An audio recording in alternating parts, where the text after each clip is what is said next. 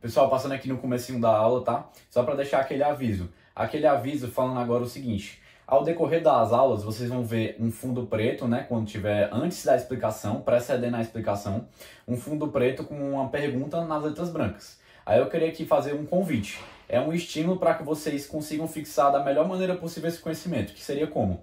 Quando surgir uma pergunta, vocês pausam e tentam responder da melhor maneira que conseguirem. Então, assim, a pessoa só conseguiu falar duas coisas ali em relação à pergunta. Já está de excelente tamanho. Conseguiu falar mais, melhor ainda. Mas comecem de alguma maneira, mesmo que falando uma, duas coisas sobre aquela pergunta, porque isso vai ajudar muito vocês a fixarem o conhecimento. Não precisa tomar muito tempo. Pausa ali, fica 20, 30 segundinhos e responde ali o que vier na cabeça. Porque isso vai ajudar o raciocínio de vocês a ganhar muita agilidade. Beleza? Então, sem mais delongas, vamos para a aula mesmo.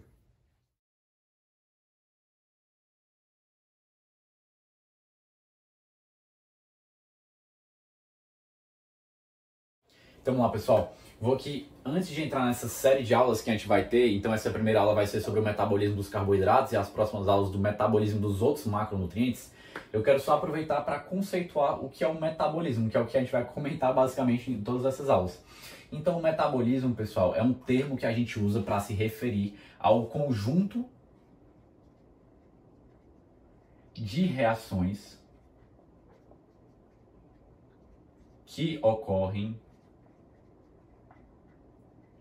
em um organismo. E essas reações metabólicas, certo? Então, metabolismo, que é o conjunto de reações que ocorrem no organismo. Então, essas reações metabólicas que ocorrem, geralmente são agrupadas, são divididas em duas principais categorias. As reações de catabolismo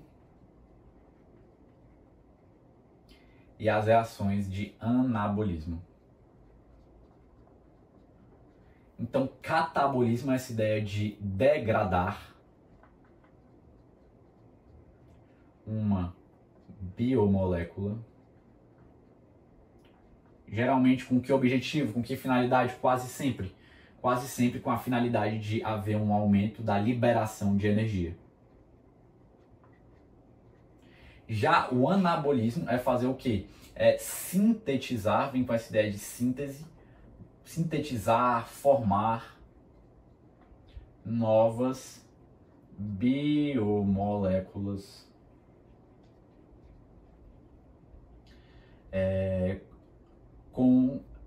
sendo necessário, né, melhor dizendo, o gasto de energia.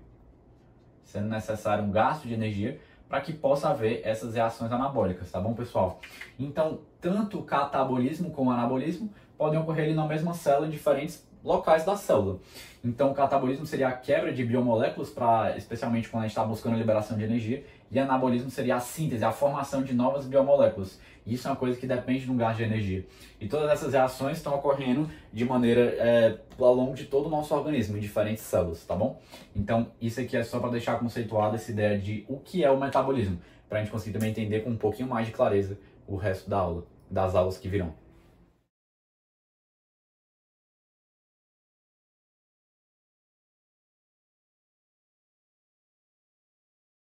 Então, eu já expliquei digestão e absorção, que para haver uma absorção eficaz no nosso trato digestório, é necessário antes haver, né, um processo de digestão. Processo de digestão proporcionado pelas enzimas. E o alimento que chegou ali para ser digerido e para ser absorvido, etc., só conseguiu chegar ali graças à motilidade. Então, só recapitulando todos os princípios do trato digestório para ver como tem importância aqui também. Mas agora eu vou querer focar um pouquinho mais na digestão e absorção dos carboidratos. Carboidratos que vão ser o foco da nossa aula de hoje. Então, sem mais delongas, vamos aqui para responder a pergunta propriamente dita. Para falar da digestão, eu preciso explicar o seguinte. Eu sempre gosto de fazer analogia com Lego, né, essas coisas. Então, basicamente, o que a gente precisa entender é o seguinte. O princípio por trás daquela ideia de monossacarídeos, disacarídeos, polissacarídeos. Como é que isso funciona basicamente? Então, basicamente, funciona assim. A ideia bem geralzona, né, sem adentrar naquela parte das fórmulas químicas, mas é basicamente o seguinte. A gente tem um monossacarídeo ligado a um íon H+. E a gente tem outro monossacarídeo ligado a um íon hidroxila. Se eu junto esses dois monossacarídeos, o que acontece? fica um monossacarídeo ligado com um monossacarídeo, e vai sair justamente esse íon H+, hidroxila. Se eu junto um H+ com hidroxila, eu vou formar água. Tudo bem? Então, o que acontece? Esse processo de polimerização libera água. E para eu fazer o processo contrário, digamos que eu tenho agora o seguinte, eu tenho 2 monossacarídeos ligados. Se eu tenho a ligação de 2 monossacarídeos, eu tenho um disacarídeo. E eu quero quebrar esse disacarídeo, melhor dizendo, né? Eu quero quebrar esse disacarídeo e separar esses 2 monossacarídeos. Então aqui tem que entrar água num processo que eu chamo de hidrólise. Nesse processo chamado de hidrólise, onde entra água nisso tudo, eu vou dar um H+ para um monossacarídeo e eu vou dar um íon hidroxila para o outro monossacarídeo.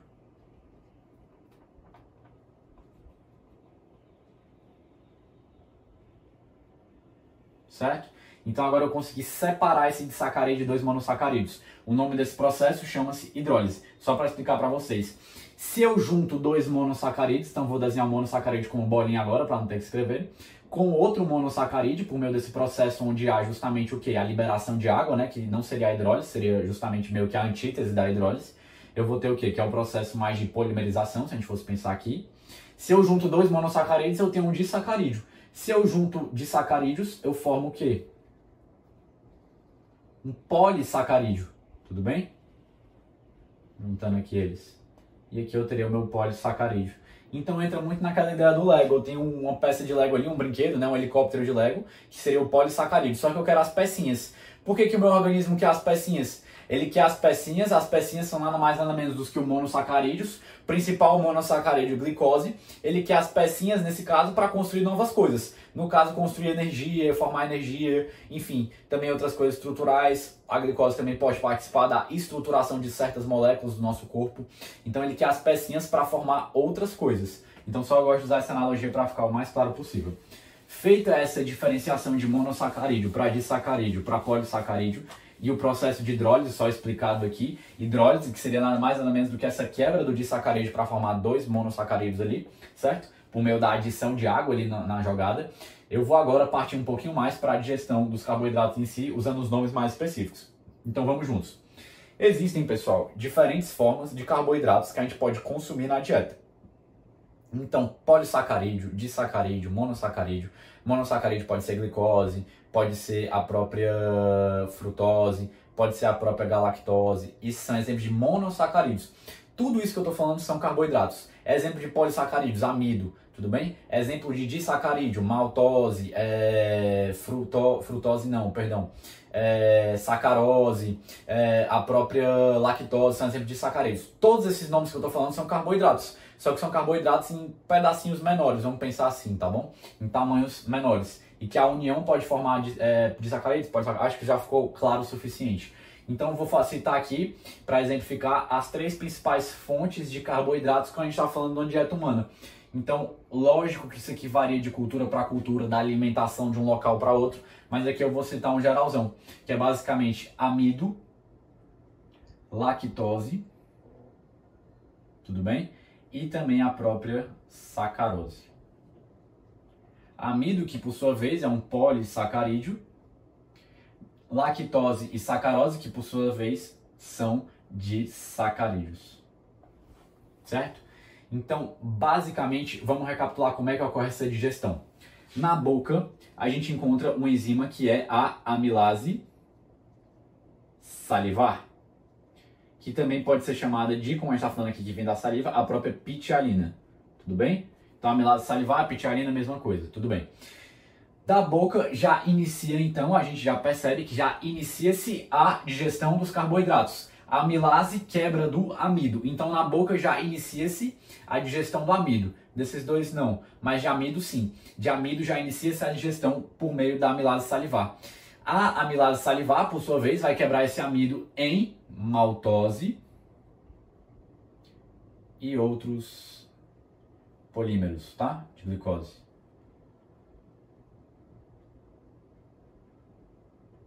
Certo? Polímeros de glicose são nada mais ou menos do que a união de vários monossacarídeos. Tudo bem? Só para explicar essa palavra polímero também. Então, a maltose, por sua vez, tudo bem. inicia-se na boca. Na verdade, antes de eu chegar na maltose, perdão, me acompanha aqui. O amido iniciou-se a sua digestão na boca por meio da amilase salivar. Mas a amilase salivar não vai digerir todo o amido. A gente vai precisar, para haver também a maior digestão do amido, o quê? A gente vai precisar da própria questão que vai ocorrer ali no duodeno, do contato desse amido que chega ali no duodeno, passou pela boca, passou pelo estômago. No estômago não tem uma digestão assim de carboidrato significativa, assim, não existe, não li nenhum local, assim, algo relevante. Mas quando a gente chega no duodeno, a gente vai ter um contato desse amido e também de todo o quimo, lógico, mas aqui eu estou focando nos carboidratos, desse amido com a própria amilase pancreática. E essa, por sua vez, vai fazer o quê? Vai dar conta ali de acabar o que estava faltando de digerir do amido, que é uma parte bem significativa ainda, tá bom, pessoal? De amido, que é feita essa digestão pela amilase pancreática. Então vai quebrar esse amido em mais maltose ainda, tá bom? A lactose e sacarose foram ali consumidas, não foram muito alteradas até agora, mas seguem ali o mesmo trajeto. E agora todo mundo chegou no território do duodeno. Então eu já citei justamente o quê? Que há esse contato do amido com a amilase pancreática, proveniente do próprio pâncreas, evidentemente, né? O próprio nome já nos aponta, certo? E para além disso, agora a gente chegou aqui na região, no território do duodeno. Quem chegou? Maltose, outros polímeros de glicose, a própria lactose, que seguiu praticamente intacta, e a sacarose também, que prosseguiu praticamente intacta. Essas agora no território do duodeno vão entrar em contato com a própria borda em escova dos enterócitos, lembra? Essa borda em escova que lembra uma escova de cabelo, uma escova de dente, que tem aquelas cerdas. As cerdas, a borda em escova é nada mais nada menos do que o conjunto de microvilosidades. Nessa borda em escova, nessas microvilosidades, a gente encontra o quê? A gente encontra diferentes enzimas que vão ser as protagonistas agora, quando a gente vai falar da digestão de maltose, lactose, sacarose e também desses polímeros de glicose. Quando a gente fala de maltose e desse polímero de glicose, aqui eu vou até colocar para ficar mais especificado, tá, pessoal? Duodeno na região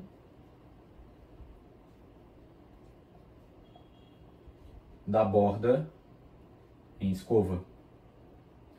Na região da borda em escova, ali grudadinho no próprio enterócito, na microvilosidade dele, para ser mais específico, a gente vai encontrar algumas enzimas. Entre elas aqui, as enzimas responsáveis pela digestão da maltose e de outros polímeros de glicose, a maltase e a alfa-dextrinase. E essas, por sua vez, vão transformar basicamente o quê? Quebrar a maltose. A maltose é um disacarídeo, que é um disacarídeo formado pela ligação de dois monossacarídeos, evidentemente. Mas quais são os dois monossacarídeos que formam a maltose? Duas glicoses.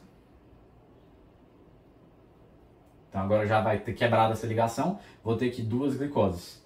E esses polímeros de glicose vão ser quebrados também pela alfa-dextrinase, enfim, e também vão formar muita glicose, tá bom?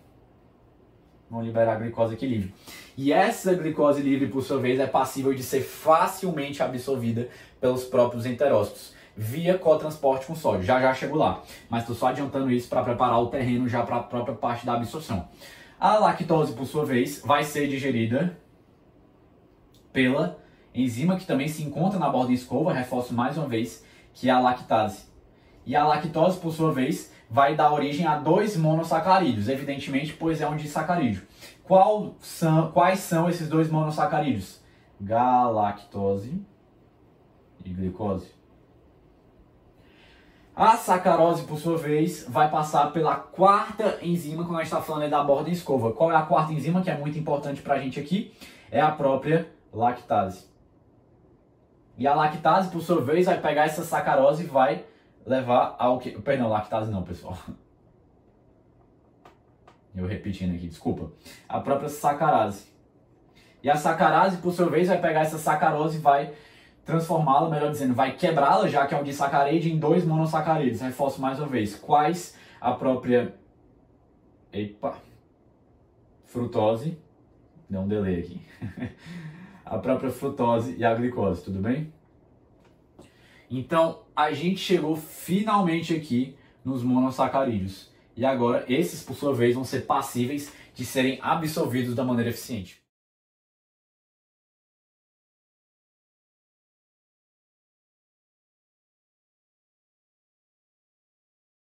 Então, vamos nessa. Falar agora da absorção propriamente dita. Tava aqui só dando uma limpada no quadro e preparando pra gente conversar com mais calma.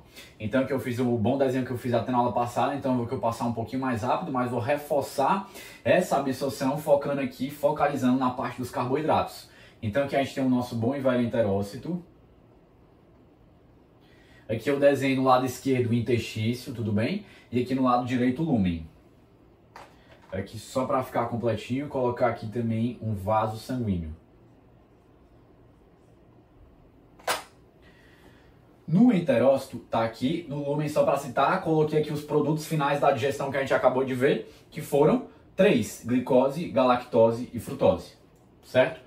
O enterócito, tudo começa aqui no enterócito, vai ser o palco aqui da explicação, e tudo começa, só lembrando, aqui membrana basolateral, e aqui a membrana apical com as vilosidades, e aqui a própria microvilosidades. Aqui nas microvilosidades, nesse conjunto de microvilosidades, seria a nossa borda e escova, a gente vai encontrar as diferentes enzimas que eu citei, né? A própria lactase, maltase, sacarase, né? Enfim, a gente encontra elas aqui, alfa-dextrinase, etc. A gente encontra elas aqui na própria borda e escova, certo? Então vamos entender aqui que o enterócito, ele contém aqui, como para o início da nossa explicação, aquela parte que é a força motriz de todo o processo, o motor de todo o processo, que é a nossa boa e velha bomba,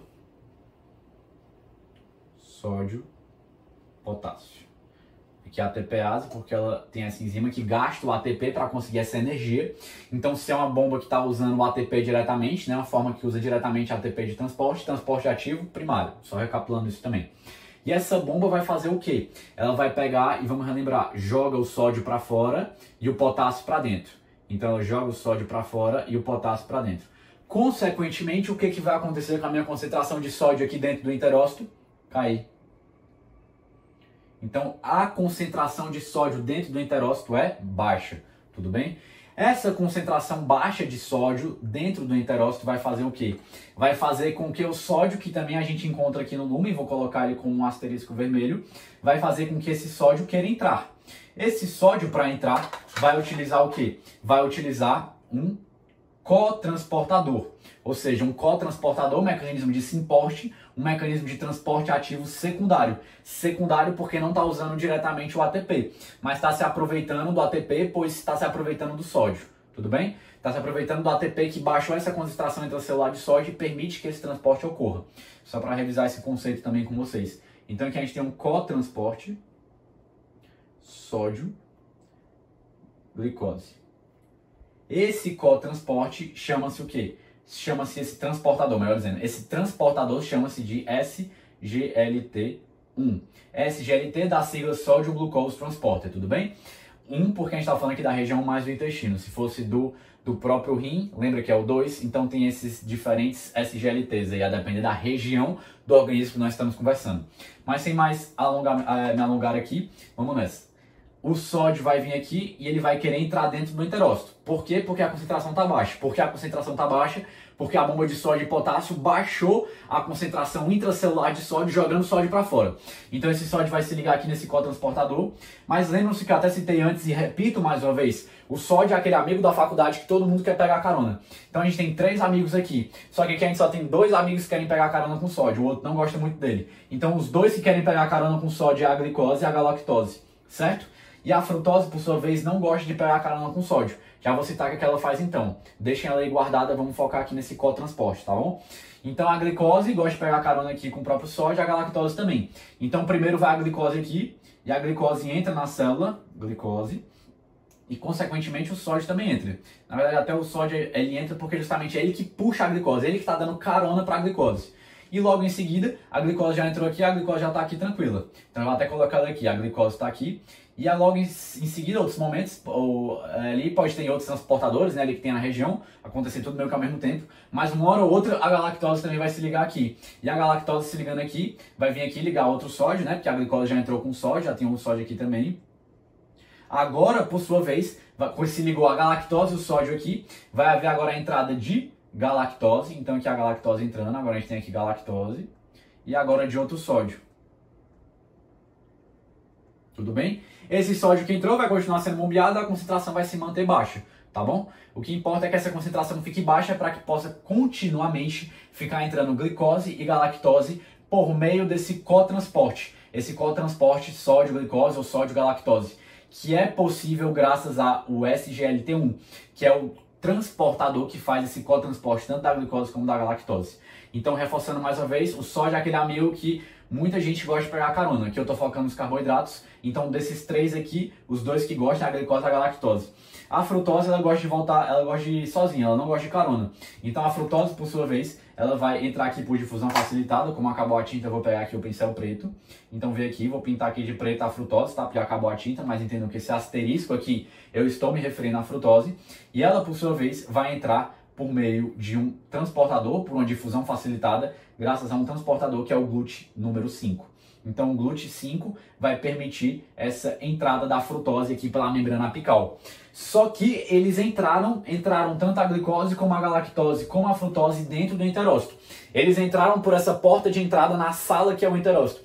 Essa porta de entrada aqui é, no caso da glicose e galactose, o cotransportador, né, o SGLT1, com carona do sódio, e a frutose entrou pela porta que é o GLUT5. Mas agora eles precisam sair. Os três monossacarídeos que entraram aqui no enterócito, tanto a glicose, como a própria galactose, como a frutose, os três que entraram, eles vão sair pela mesma porta. Então a porta de saída é a mesma. Essa porta de saída, eu vou desenhar aqui agora para vocês, não é nada mais nada menos do que o GLUT2. Então os três entraram, dois pela mesma via, um por uma via diferente, mas os três vão sair pela membrana basolateral por meio dessa porta de saída. Essa porta de saída é o GLUT2. Quando eles saírem, vou fazer só um parênteses aqui bem rápido, ver se a tinta vem. Bem não. Mais uma aqui de pincel preto. A frutose, por sua vez, vale só um detalhe a gente falar da saída dela. Parte dela é hidrolisada, perdão, hidrolisada não, pessoal, usei o termo errado. É fosforilada para formar a glicose. E essa glicose, por sua vez, sai por aqui. Mas, enfim, retomando aqui, esses quando saírem, esses diferentes monossacarídeos vão sair e vão entrar aqui no próprio vaso sanguíneo. E do vaso sanguíneo vão para o organismo para servir como fonte para a produção de energia, coisa que eu vou entrar já já. Mas esse aqui é os princípios, as ideias que eu queria falar com vocês sobre a absorção em relação aos carboidratos.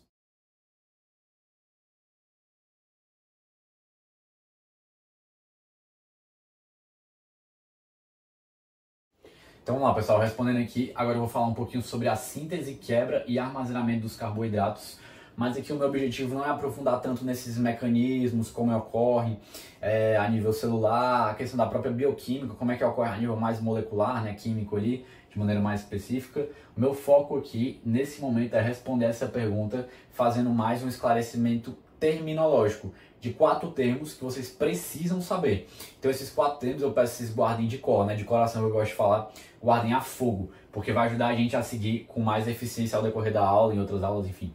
E vai servir, isso é muito importante também, esses termos. Então vamos aqui juntos.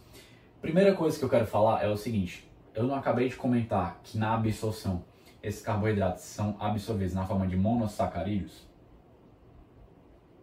Eu citei 3, mas o que é absorvido em maior quantidade é qual? O principal, a própria glicose. Então vamos lá. Essa glicose, por sua vez, ela pode sofrer o quê? Ela pode sofrer um processo de quebra, e nesse processo de quebra, a gente vai estar querendo quebrá-la para quê? Para conseguir ATP. Para que a gente quer conseguir ATP? Isso aqui é um processo bem mais complexo do que essa simplificação absurda que eu estou fazendo, mas eu vou citar depois melhor, eu vou entrar um pouquinho mais nesse processo. Mas para que a gente quer ATP mesmo? Porque o ATP é a moeda energética do corpo. Esse processo de quebra da glicose, quebra lise, né? Lembra essa palavra de lise? É o que? A glicólise. Tudo bem? Então lembrem essa ideia de glicólise, lise de quebra da glicose, glicólise. Esse é o primeiro termo.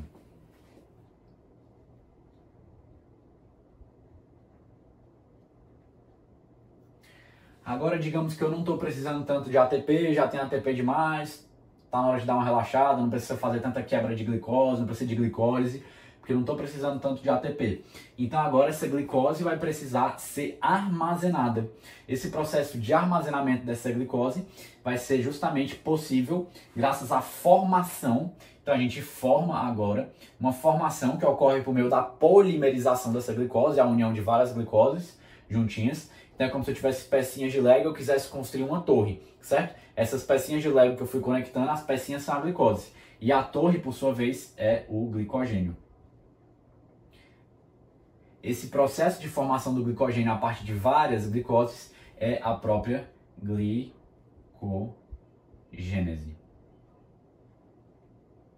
Certo? Que faz muito sentido, glico, né, que vai formar glico de glicogênio, gênese de formação, né, gênese de nascimento, formação, surgimento, né, enfim. Então, glicogênese é o segundo termo que eu preciso que vocês guardem.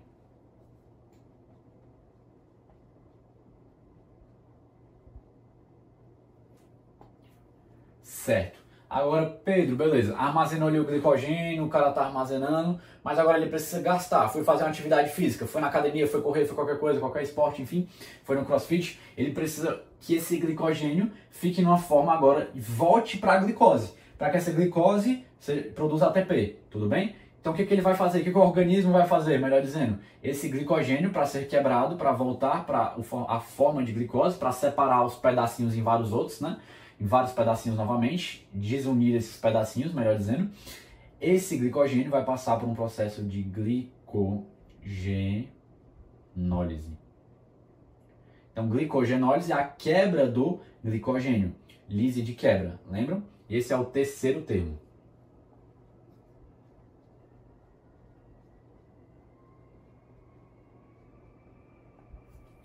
Beleza. Digamos agora que não está tendo nem glicose. Não está comendo glicose, não está comendo carboidrato, então não está tendo glicose. Se eu não estou tendo glicose, a glicose está muito baixa, eu preciso formar glicose de alguma maneira. Porque a glicose é muito essencial para quando a gente está falando da própria formação de ATP, da própria preservação da vida, né? Então é importante que a gente tenha glicose. Beleza.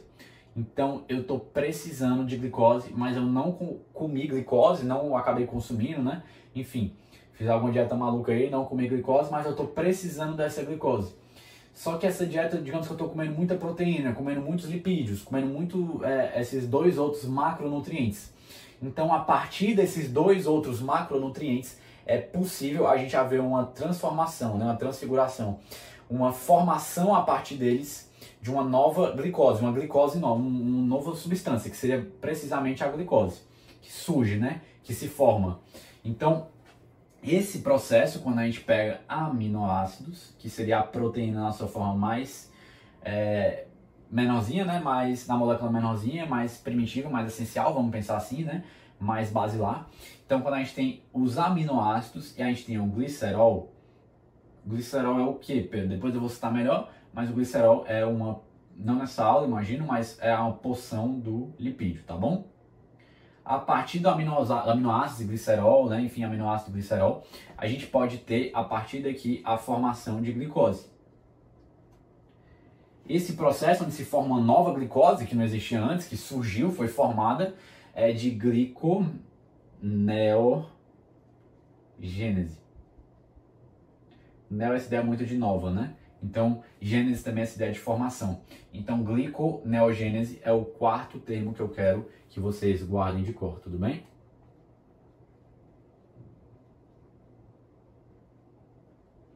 Então, longe de entrar na profundidade, porque aqui eu estou simplificando muito, claro, todo esse processo de glicólise, glicogênese, gliconeogênese, glicogenólise, enfim, eu estou simplificando, lógico, mas é só para focar na resposta dessa pergunta e vocês guardarem esses quatro termos aqui, que são muito importantes, beleza?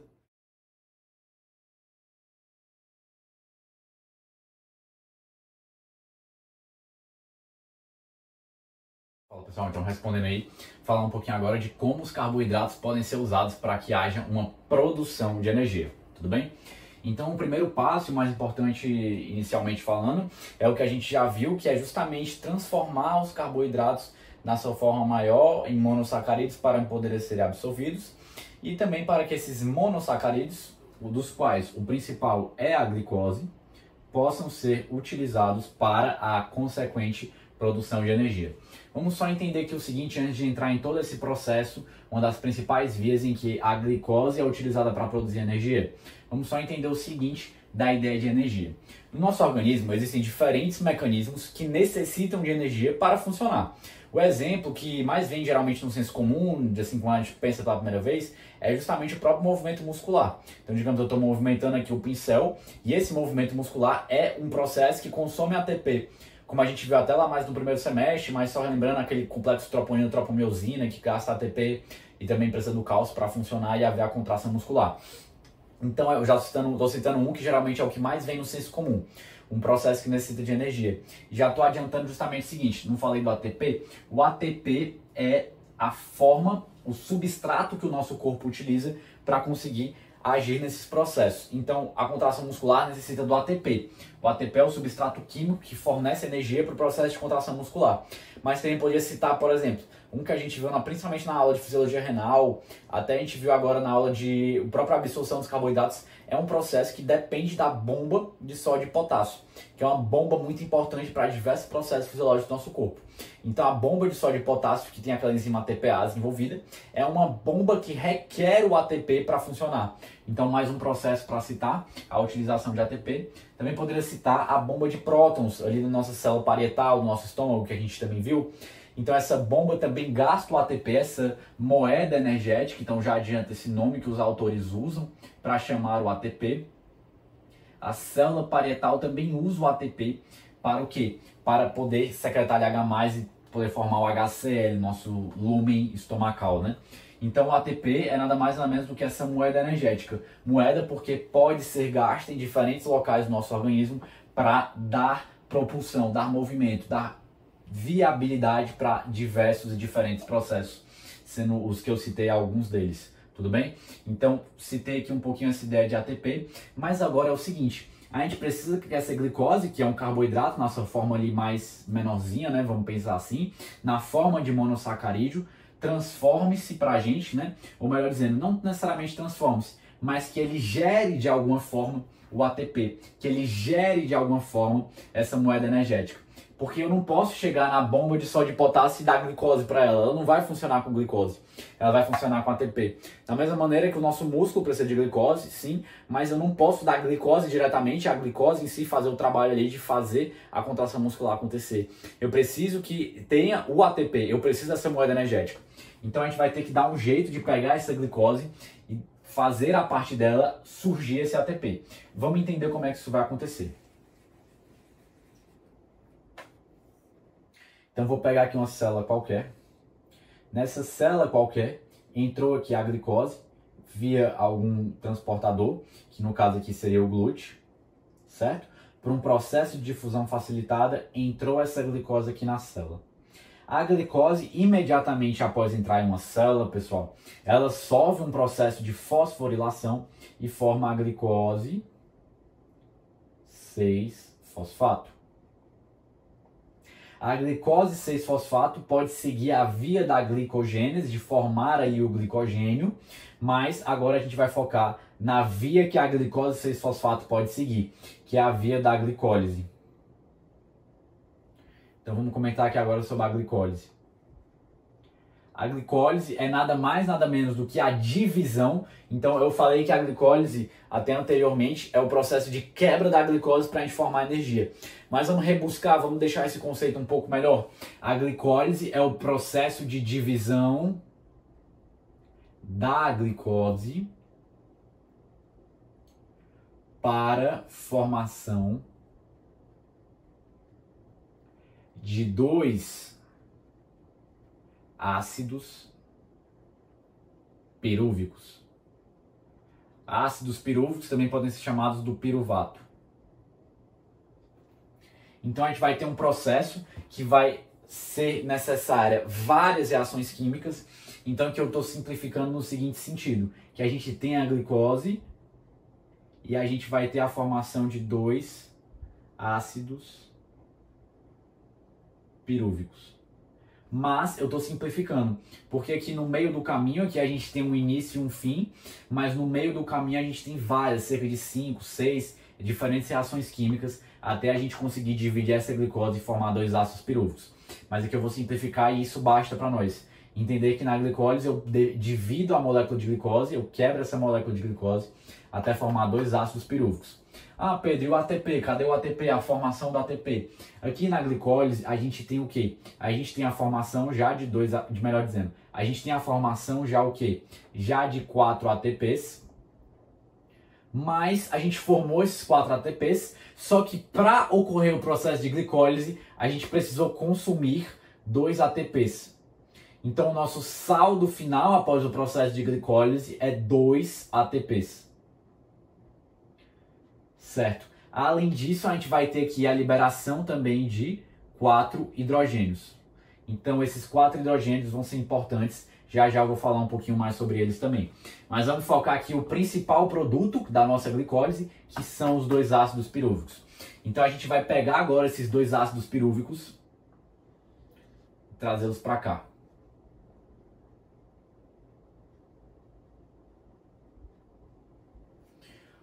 O ácido pirúvico, por sua vez, ele vai se combinar logo em seguida com a coenzima A. Então aqui a gente já está saindo do processo de glicólise.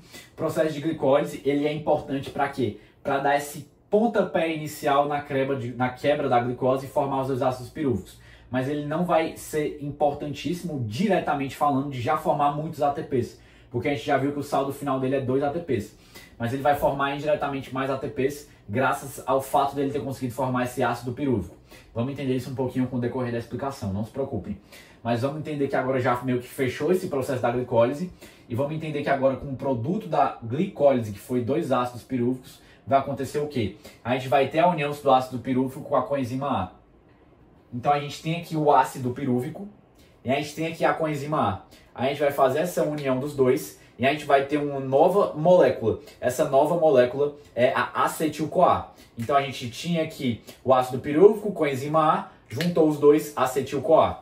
Então a gente vai ter aqui a acetil-CoA formada.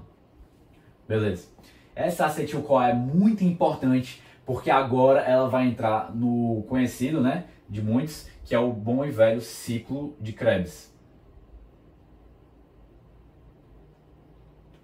Então ela vai vir aqui para entrar no ciclo de Krebs, tudo bem? O ciclo de Krebs também pode ser chamado de ciclo do ácido cítrico. Já vamos entender por que ele pode ter esse nome, tudo bem? Então a acetil-CoA vai vir aqui para entrar no ciclo de Krebs e o primeiro estágio do ciclo de Krebs, meu intuito aqui na aula não é entrar em toda a bioquímica, como vocês podem perceber, mas é dar aqui um panorama geral. Então eu vou falar aqui do início do ciclo de Krebs, que consiste com a presença do ácido oxalacético. Certo? Então a gente vai ter aqui no início o ácido oxalacético e a gente vai ter aqui todo o ciclo de Krebs, que vai culminar, vai terminar, término, também com a presença do ácido oxalacético. Mas calma que vamos entender um pouquinho mais sobre como a acetil-CoA entra nisso aqui tudo, tá bom? Vamos só pensar o seguinte. Vou trocar aqui o pincel que vai ficar mais fácil. Então aqui a gente teve o quê? A gente teve a nossa acetil-CoA sendo formada. A acetil-CoA, só reforçando mais uma vez, foi formada após a gente unir o ácido pirúvico com a coenzima A. Tudo bem. Agora vai acontecer o seguinte, vai entrar um novo jogador ali no meio disso tudo. Todo esse processo que a gente está comentando. Esse novo jogador, o ácido oxalacético aqui de vermelho.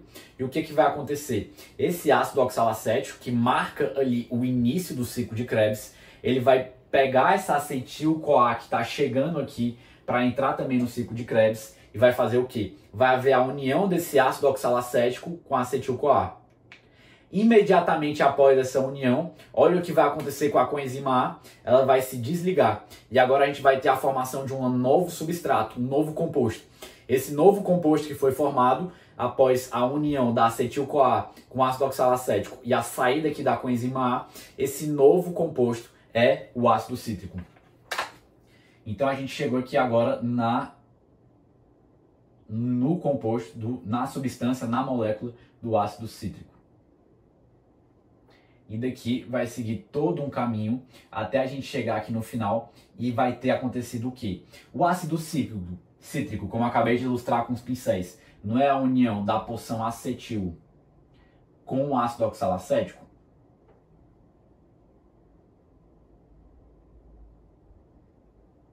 Por que eu estou falando acetil com ácido oxalacético? Porque lembra que eu acabei de explicar que a coenzima A foi liberada?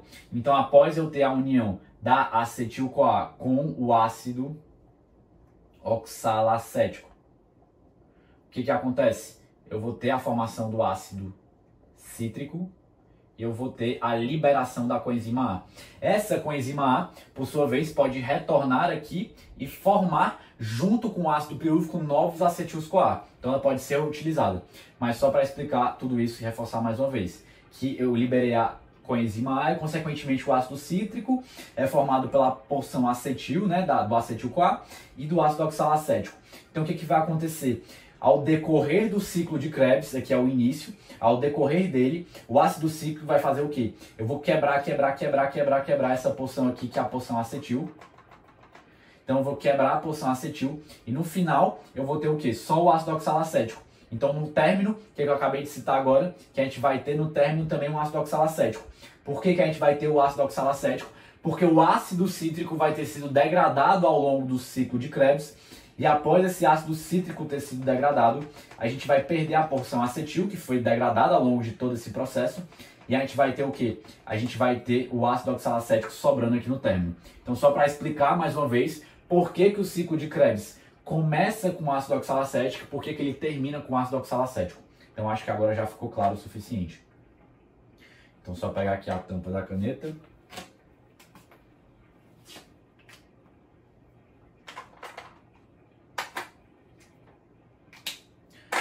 Então, lógico, pessoal, que aqui vai ter várias e várias reações químicas ocorrendo ao longo do ciclo de Krebs. Mas esse é o panorama geral que eu queria dar para vocês. E vamos entender o que foi o saldo desse ciclo de Krebs. A gente teve a formação de 16 átomos de hidrogênio. E além da formação de 16 átomos de hidrogênio, a gente também teve a formação de moléculas de gás carbônico, tá? Algumas. E além disso, a gente tem a formação de mais 2 moléculas de ATP. Então até agora, até esse momento, a gente tem o quê? A gente tem ali 2 moléculas de ATP formadas na glicólise, melhor dizendo, 2 que foram saldo final da glicólise, porque a gente viu que formou 4 e se gastou-se 2. Então a gente tem 2 moléculas aqui e 2 tendo sido formadas aqui ao longo do ciclo de Krebs. Então até agora a gente tem 4 ATPs que foram formados. Mas o ATP que foi formado agora é insignificante ainda, pessoal. Não é a quantidade que a gente consegue com a molécula de glicose. Então a gente vai precisar avançar mais ainda nesse processo. E para ter esse avanço, vai ser muito importante esses átomos aqui de hidrogênio. Então a gente tem 4 aqui, 16 aqui. E eu esqueci de comentar, mas quando a gente tem a união do ácido pirúvico com a coenzima A e a formação da acetil-CoA, a gente também tem a liberação aqui de 4 átomos de hidrogênio. Então até agora a gente tem 16 mais 4, 20, mais 4, 24. A gente tem 24 átomos de hidrogênio. E eles vão ser muito importantes para a gente conseguir o quê? Para a gente conseguir ter a formação de mais moléculas de ATP ainda. Vamos entender como é que isso vai dar. Só dar uma limpada aqui no quadro. Então vamos lá, pessoal. Dei uma limpada aqui no quadro e ajeitei para a gente conseguir seguir com rapidez, tá bom? Então vamos entender o seguinte. A gente já teve até agora, recapitulando mais uma vez, na glicólise um saldo positivo de 2 ATPs. E no ciclo do ácido cítrico, que também pode ser chamado de ciclo de Krebs, a gente tem a formação de mais 2 ATPs. Vamos entender o seguinte, que lembram que eu falei que durante todos esses processos de glicólise, formação da acetil-CoA e ciclo de Krebs principalmente, que formou grande parte desses átomos de hidrogênio, mas que a gente teve a formação de 24 átomos de hidrogênio, tudo bem. Mas acontece o seguinte, pessoal, que esses átomos de hidrogênio, eles não são liberados na sua forma livre, vamos colocar assim, tá bom? Mas esses átomos de hidrogênio que foram extraídos da molécula de glicose após esses 3 processos, glicólise, formação da acetil-CoA e ciclo de Krebs, esses 24 átomos de hidrogênio não são liberados de uma forma livre, mas eles são liberados e imediatamente se ligam com a molécula chamada de NAD. Então eles são liberados, se juntam com a molécula chamada de NAD, formando o NADH, que é unir o átomo de H, certo? De hidrogênio, com a molécula NAD. Aqui a gente também vai ter o quê? A gente vai ter um H+ aqui que pode, alguns deles, beleza, não se ligarem com NAD. Então a gente pode ter tanto NADH como H+, mas grande parte, a maior parte desses átomos de hidrogênio formados por esses processos se ligam ao NAD e formam o NADH. tá bom?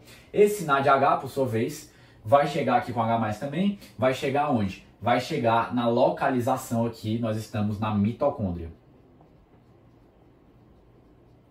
Só para explicar para vocês, aqui eu estou desenhando algumas estruturas da mitocôndria. Aqui seria a membrana externa da mitocôndria. Aqui seria a membrana interna da mitocôndria. Aqui a gente teria uma enzima chamada de ATP sintetase. Já vou entrar um pouquinho melhor nela. E aqui a gente também tem várias moléculas diferentes que vão ser muito importantes nesse processo. Não cabe aqui muito entrar no nome delas e detalhar, porque eu acho que isso aqui não é tão importante para a gente entender a explicação.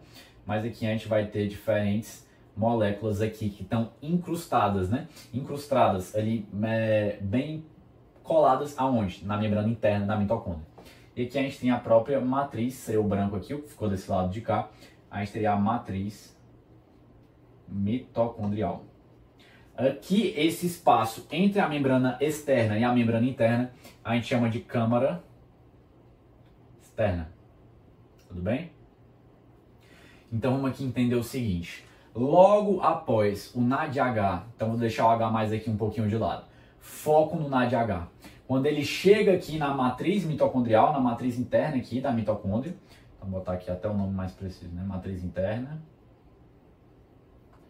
Quando ele chega aqui na matriz interna da nossa mitocôndria, esse NADH, por sua vez, vai se dividir no NAD mais e no H mais.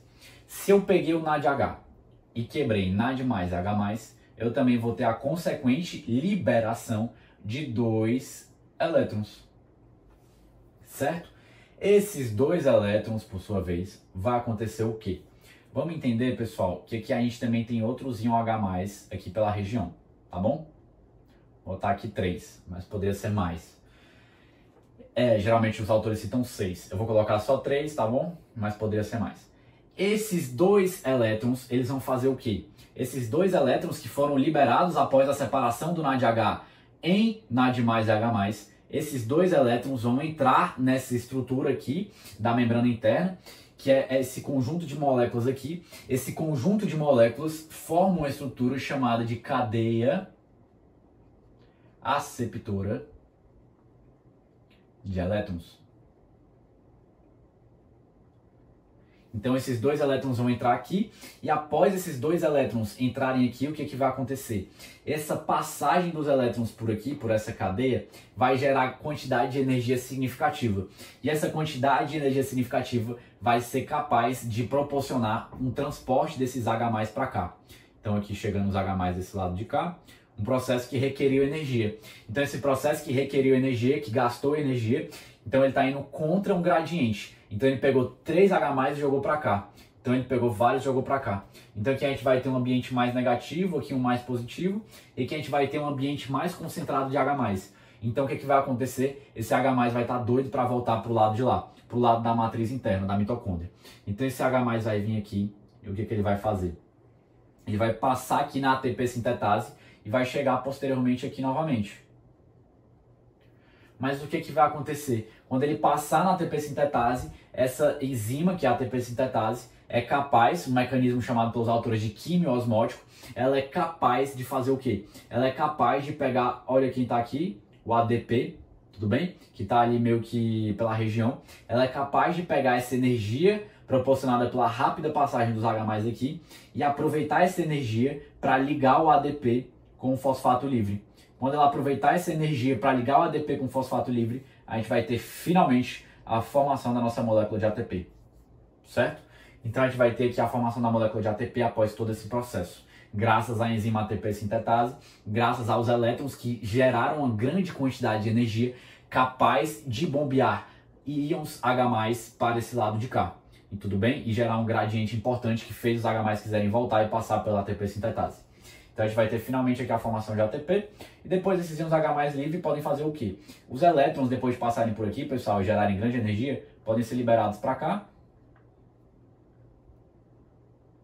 E esses elétrons, por sua vez, podem se unir com oxigênio e formar íons hidroxila. Os íons hidroxila, por sua vez, podem se combinar com o H+, o íon H+, e formar água. Então Então a gente vai ter aqui no final do processo também a formação de água.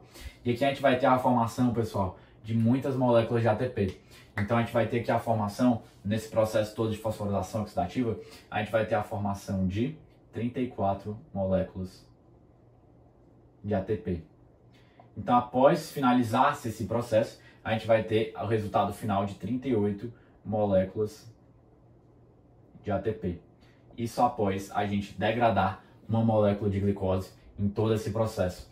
Em todo esse processo de glicólise, formação do acetil-CoA e ciclo de Krebs. E por fim, o processo de, como é que a gente chama todo esse processo? De fosforilação oxidativa.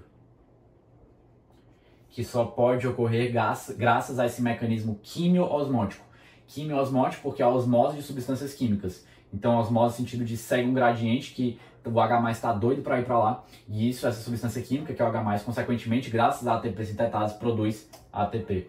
Então, era basicamente isso que eu queria conversar com vocês. E chegamos finalmente aqui no final desse processo todo de produção de energia a partir de carboidratos. Essa aqui é a principal via quando a gente está falando em condições aeróbicas. Mas também em condições anaeróbicas pode ter outra via, mas o meu foco não é entrar tanto nisso. Eu queria só dar uma passada geral para a gente entender de como ocorre a formação da maior parte de moléculas de ATP. Graças a todos esses processos que cada um tem a sua devida importância. Então, cada um pode formar menos ATP no seu determinado momento, mas cada um tem a sua importância em formar substâncias, moléculas que vão seguir em uma cadeia de produção, uma cadeia de processamento, beleza?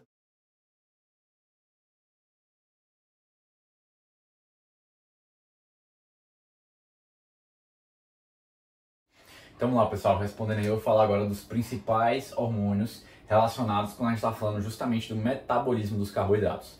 E para fazer essa explicação, essa resposta à pergunta, eu queria citar especialmente o quê? Especialmente 5 hormônios, tá? Então 5 hormônios que eu quero que vocês guardem, que vão ser os mais importantes quando a gente está falando aqui do metabolismo dos carboidratos. Então vamos lá. Vou falar primeiro de 2 hormônios. Vou falar da insulina e do glucagon. A insulina e o glucagon, eles são hormônios que têm efeitos diametralmente opostos. Vamos entender aqui o seguinte, vamos entender que ambos são produzidos na região do pâncreas, certo? Então a gente pega lá o órgão do pâncreas, e quando a gente vai ver ele na perspectiva histológica, a gente vê que o pâncreas tem uma porção endócrina. Nessa porção endócrina, a gente vai encontrar o quê? A gente vai encontrar ilhas de células. Graças a um cara que descobriu, chamado Langerhans, né? Essas ilhas, ilhotas também podem ser chamadas, elas chamam-se ilhotas de Langerhans. Também pode ser chamada de ilhotas pancreáticas. Nessas ilhotas a gente vai encontrar 2 tipos celulares, as células alfa e as células beta. Essas, por sua vez, cada uma vai produzir ou insulina ou glucagon. Como é que eu gosto de usar para lembrar? Eu sempre lembro, é só pensar quem tem uma amiga chamada Gabi, eu gosto de usar esse mnemônico para lembrar. Então, o glucagon é produzido pelas células alfa e as células beta produzem a insulina. Então, as células alfa vão produzir o glucagon e as células beta, insulina. Lembrem da Gabi aí, que a Gabi vai ajudar vocês a lembrarem. A Gabi é o mnemônico. Então, tudo bem. Então, só para citar aonde esses hormônios, melhor dizendo, onde esses hormônios são produzidos e quais são os tipos celulares que produzem cada um deles. Células alfa produzem o glucagon, células beta produzem a insulina, certo? Então, vamos lá. A insulina, eu vou comentar um pouquinho mais detalhadamente depois, mas já adianto que a insulina tem o papel de promover o quê? Um aumento da glicogênese, isto é, um aumento da formação de glicogênio, especialmente quando a gente está falando ali do fígado. Em outros locais, sim, mas especialmente o fígado produz esse aumento da glicogênese. Também uma redução da glicogenólise, porque eu não estou querendo transformar ali o carboidrato mais disponível, quebrar ali a glicogênese, esse polímero de glicose, para transformar o carboidrato de uma forma mais disponível. Mas não, eu quero reduzir isso daqui, porque eu quero, neste momento, a ação da insulina é de quê? De aumentar a presença do glicogênio, de aumentar ali a glicose na sua forma de polímero, na forma armazenada. E além disso, a insulina também vai fazer o quê? Vai reduzir a gliconeogênese. Ou seja, vai reduzir esse nascimento de novos carboidratos, de novas glicoses. Tudo bem? Então vamos lá. A insulina, eu quero que vocês guardem o quê? Qual o efeito o efeito geral da insulina? Esse é o que eu quero que fique principalmente guardado. Isso aqui é muito importante também. Mas o principal efeito da insulina é o quê? Abaixar a glicemia. Certo? Como ela vai abaixar a glicemia? É por meio desses diferentes processos. A insulina vai fazer isso antes de fazer esse processo da glicogênese. Antes de formar a glicogênio, a gente precisa que a glicose chegue dentro da célula. Então a insulina coloca a glicose dentro da célula.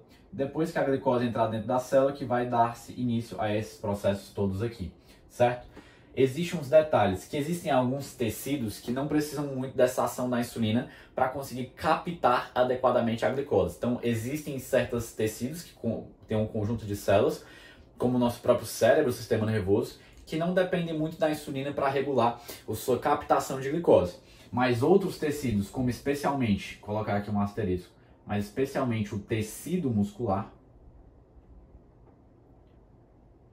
precisa bem da insulina para conseguir todo esse processo de colocar a glicose para dentro, tá bom? E não só o tecido muscular, mas como vários outros tecidos do nosso organismo. Estou citando um exemplo, mas outros não, né? Então, os autores citam geralmente o cérebro, é o principal exemplo. O cérebro não precisa muito de insulina para alterar a sua captação de glicose.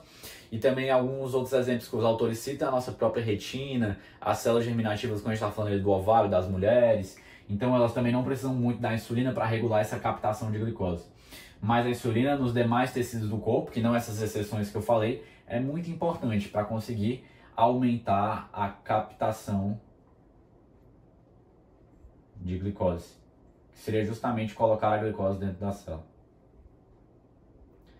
Então, como a insulina vai fazer isso? Vai ser estimulando determinadas enzimas que estão presentes nesse processo. Então, a insulina não vai fazer a glicogênese diretamente, mas ela vai regular e estimular de maneira muito importante esse processo da glicogênese, que é a formação de glicogênio, da glicogenólise, que é a quebra do glicogênio, e da gliconeogênese, que é o nascimento de novas glicoses a partir de precursores, especialmente quais, revisando, aminoácidos e o glicerol.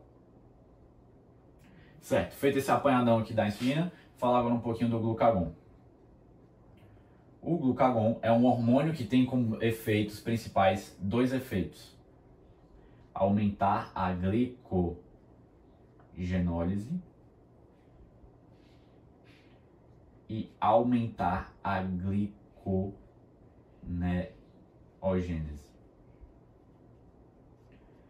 Então lembram que eu falei aqui, insulina, o efeito geral, o princípio geral é baixar a glicemia, o efeito do hormônio insulina.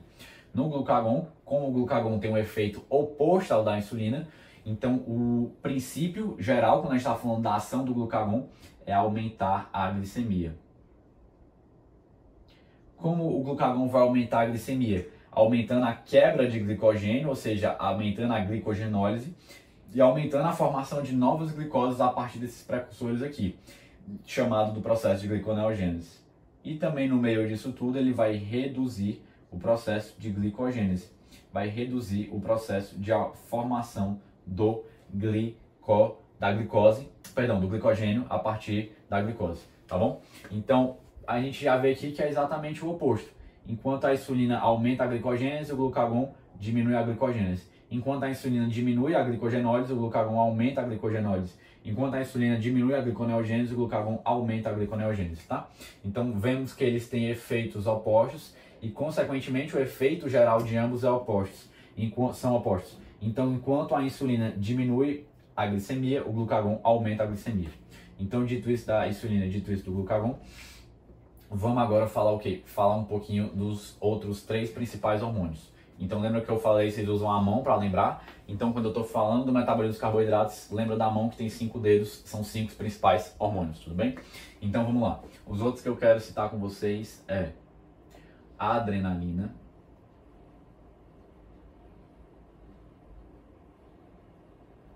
incretinas,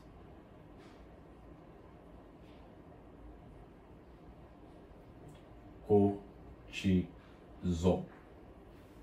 Certo? Então vamos lá. A adrenalina inicialmente. Então vamos lá. A adrenalina é liberada especialmente em que estado que o nosso corpo se encontra? Eu vou citar mais pra frente, outro momento da aula, mas quando a gente está numa atividade de luta ou fuga, lembra? A adrenalina é sistema nervoso simpático, luta ou fuga. Então a adrenalina vai fazer o quê? Vai estimular um aumento do glucagon. Por quê? Porque se eu estou na luta ou fuga, eu não estou precisando do maior aporte de glicose chegando no meu músculo, principalmente. Então eu preciso que a glicemia aumente para eu ter mais substrato para produzir energia, para produzir ATP. Então isso vai ser mediado especialmente pela adrenalina, que vai dar um start ali para o nosso pâncreas produzir mais glucagon e consequentemente o glucagon fazer os seus processos e aumentar a nossa glicemia, aumentar a quantidade de glicose no sangue, certo? E além da adrenalina em si, desse hormônio em si, a gente também vale citar que o próprio sistema nervoso autônomo simpático manda fibras ali para um determinado local. Que local, Pedro? Para o pâncreas. O pâncreas, mais precisamente, para as ilhotas de Langerhans. Então aqui chegam fibras nervosas simpáticas e essas fibras nervosas simpáticas relacionadas com o sistema nervoso simpático, luta ou fuga, consequentemente também estimulam aqui as ilhotas diretamente a produzir o quê? A produzir mais glucagon. Isso vai se dar também aqui e vale citar. Então a adrenalina, sistema nervoso simpático, associado a esses dois, aumentam o glucagon e consequentemente qual vai ser o efeito final da adrenalina? Aumento da glicemia. Certo? Vou deixar as incretinas por último, vou falar aqui agora do cortisol. O cortisol, para quem não lembra, o cortisol é o quê? O cortisol também pode ser chamado de um dos glicocorticoides. Então o cortisol pertence ao grupo dos glicocorticoides. Como o cortisol pertence ao grupo dos glicocorticoides, lembra que eu até citei na aula mais anterior, lá quando estava falando da adrenal, glicocorticoides. Por que tem glico aqui no começo do nome? Porque um dos efeitos principais dos glicocorticoides é aumentar a glicemia. Então a gente já espera o quê? Que o cortisol aumente a glicemia. Pedro, como é que o cortisol vai aumentar a glicemia? Vamos entender isso daqui. O cortisol vai fazer o seguinte, o cortisol ele tem um efeito catabólico de quebrar tecidos musculares, muitas vezes. Musculares também, musculares especialmente, outros tecidos também que contêm proteínas. Se eu estou quebrando, fazendo um catabolismo de proteínas, eu aumento a disponibilidade de aminoácidos circulantes. Esses aminoácidos, por sua vez, podem chegar no fígado e no fígado sofrer aquele processo da gliconeogênese. Quando passam por esse processo de gliconeogênese, a gente tem o nascimento de novos carboidratos. Se eu tenho um nascimento de novos carboidratos, eu tenho um aumento da glicemia. Certo? Então, o efeito esperado do cortisol realizado no nosso organismo é aumentar a glicemia por meio desse processo. Ele aumenta a disponibilidade dos aminoácidos ao quebrar tecidos proteicos do nosso organismo. E quando eu aumento esse substrato de aminoácidos, esses aminoácidos podem servir o quê? Para o processo da gliconeogênese e, consequentemente, para o nascimento de novas glicoses. Então, comentar agora o quê? Comentar agora, fechei aqui essa parte de cortisol, de adrenalina, comentar um pouquinho agora sobre as incretinas. Então, pessoal, as incretinas, elas são o quê? Os autores citam especialmente duas, certo? Elas são um grupo de hormônios e citam principalmente GLP-1 e GIP. Tudo bem? E as incretinas vão fazer o quê? As incretinas, elas são hormônios liberados, especialmente incretinas quais? GLP-1 e GIP.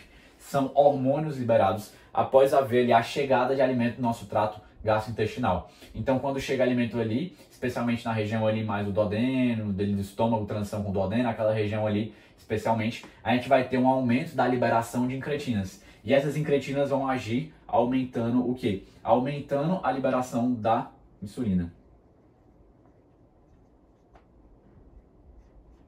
Faz até todo sentido, porque vamos pensar aqui juntos. Se as incretinas são liberadas, especialmente quando chega ali o alimento no nosso trato gastrointestinal, a gente já precisa preparar o nosso organismo para receber aqueles carboidratos que já vão chegar na nossa circulação sanguínea.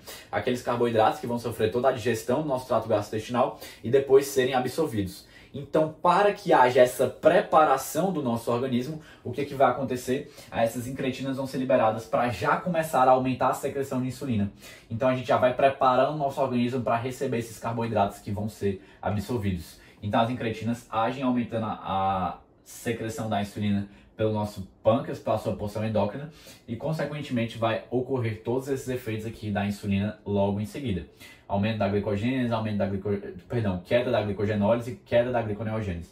Tudo para buscar baixar a glicemia, que tem a tendência de aumentar ali no estado pós-prandial, e consequentemente fazer o quê? Aumentar ali a formação de glicogênio, aumentar o carboidrato, a glicose na sua forma armazenada, tá bom? Então, especialmente isso aqui das incretinas, que eu não queria deixar de falar.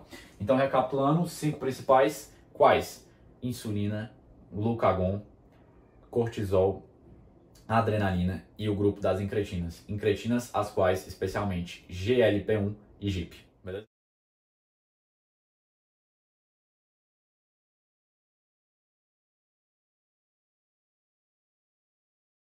Então vamos lá, pessoal. Agora eu vou conversar um pouquinho, respondendo a pergunta de como ocorre o metabolismo dos carboidratos se a gente for considerar os diferentes períodos do dia. Então aqui eu quis citar 3 situações comuns ao dia a dia de qualquer pessoa, que seria quando a pessoa está em jejum, quando a pessoa está naquele estado pós-alimentar, que é um estado que geralmente a gente chama de quê na literatura? De pós-prandial. Pós-prandial no sentido de pós-refeição, tudo bem? E também o estado quando a pessoa está em atividade física. Então, atividade física, seja caminhando, alguma coisa assim que já tem um gasto mínimo, mas também uma atividade física que seria já um exercício, né? um esporte, alguma coisa assim. Então, vamos nessa. Eu vou começar falando do que aconteceria após a alimentação, para pegar um pouco o embalo do que a gente está tudo comentando até agora, que é toda nessa ideia de a glicose sendo absorvida e chegando no nosso organismo. Antes de eu comentar aqui de como está o metabolismo dos carboidratos após a alimentação, vamos entender o seguinte, que o nosso organismo, pessoal, ele busca manter uma glicemia. Glicemia significa o quê? Glicemia, que é um nível de glicose no sangue. Então, o nosso organismo busca manter a glicemia de uma maneira constante. Então, o nosso organismo não quer que tenha uma variação muito grande de glicemia, seja para mais, seja para menos, porque isso pode atrapalhar vários e vários processos fisiológicos ou causar até danos no nosso organismo, tá bom? Então, o nosso organismo quer buscar manter esse nível de glicose no nosso sangue de uma maneira constante. Então, quando a gente está falando ali, é mais ou menos constante, os autores citam geralmente entre 90 e 100 miligramas por decilitro. Então, o nosso organismo quer manter por volta desses valores aqui. É lógico que após a alimentação, o que vai acontecer? Teve todo aquele processo de digestão e absorção de carboidratos, que a gente já comentou muito bem, e vai subir ali até por volta de 120, 140, quando a gente está falando em condições fisiológicas. Subir o quê? A própria glicemia. Mas o nosso corpo quer manter nesses níveis aqui, mas por volta de 90 e 100. Então ele vai precisar baixar um pouquinho essa glicemia. Vamos entender o que vai acontecer nos metabolismos dos carboidratos para que isso possa acontecer, para que ele possa atingir esse objetivo. Então vai haver o quê? Logo após começar a subir os níveis de glicose no sangue, a gente já começa a ver um aumento da liberação de insulina. Um aumento da liberação de insulina pelo nosso pâncreas. Pelo pâncreas, mais precisamente pela sua porção endócrina.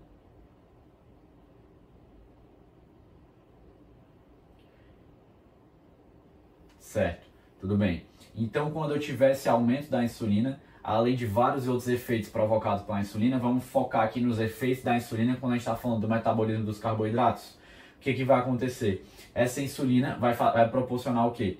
Vai proporcionar que haja uma maior entrada dessa glicose que está ali no próprio meio do próprio vaso, né, circulando ali pelo sangue, vai proporcionar um aumento da entrada dessa glicose em diversos tecidos do nosso corpo. Vou pegar aqui um exemplo, mas poderíamos considerar outros tecidos, mas um exemplo seria o próprio tecido muscular.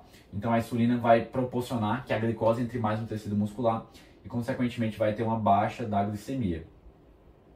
Uma baixa até mais ou menos os níveis que a gente quer atingir de 90 a 100.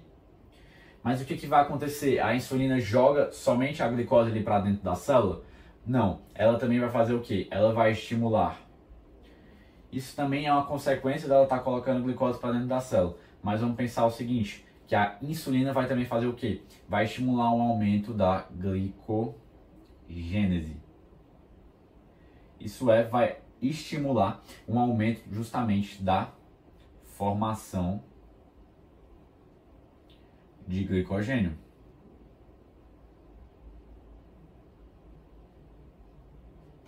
Então vai estimular esse aumento da formação de glicogênio que é justamente aquele polímero de glicose, e a forma que a glicose fica armazenada. Então a gente já viu aqui que no estado pós-prandial a gente vai ter um aumento da glicogênese. E também a gente vai ter o quê? A gente vai ter uma diminuição da glicogenólise. Por quê, Pedro? Porque eu não quero quebrar o glicogênio, eu não estou precisando quebrar o glicogênio e tornar a glicose disponível. Eu quero diminuir a quebra de glicogênio para que ele seja formado o máximo possível ali no período pós-prandial. Por quê? Porque eu quero que a glicose fique dentro da célula ali armazenada e bonitinha, porque eu não quero subir demais a minha glicemia. Pelo contrário, eu quero baixar a minha glicemia, que aumentou demais ali no estado pós-prandial. Aumentou demais não, mas aumentou relativamente quando a gente está falando em condições fisiológicas. Eu quero baixá-la para níveis mais adequados ali para o nosso organismo, entre 90 e 100, beleza? Então esse aqui é basicamente um resumão do que acontece no estado pós-prandial, após a gente se alimentar de carboidratos. Isso é o que acontece de maneira geral com o metabolismo dos carboidratos, tudo bem? Vamos considerar agora o período em jejum. O que vai acontecer em jejum? Em jejum, vamos pensar o seguinte, que a tendência, o que a gente espera? Se a gente está em jejum, a gente está num período entre as refeições, né? Então a gente está num período ali que a gente não se alimentou agora, né? Ao menos. E o que vai acontecer? A tendência é a minha glicemia baixar. Então a glicemia começa a baixar. E o que a baixa da glicemia vai fazer? Lembra que o nosso organismo não quer manter aqui entre 90 e 100? Então o nosso organismo vai buscar um jeito de fazer essa glicemia subir novamente para um valor ali mais adequado, entre 90 e 100. Como é que o nosso organismo vai fazer isso no estado de jejum? Ele vai estimular o aumento da liberação do glucagon pelo pâncreas. Pâncreas endócrino, evidentemente. E o glucagon, por sua vez, vai fazer o quê? Vai restaurar a glicemia, vai fazê-la subir até chegar ao quê? Até buscar atingir por volta desses valores entre 90 e 100, certo? E como o glucagon vai fazer isso? O glucagon vai fazer isso estimulando um processo de glicogenólise. Então ele vai quebrar o glicogênio,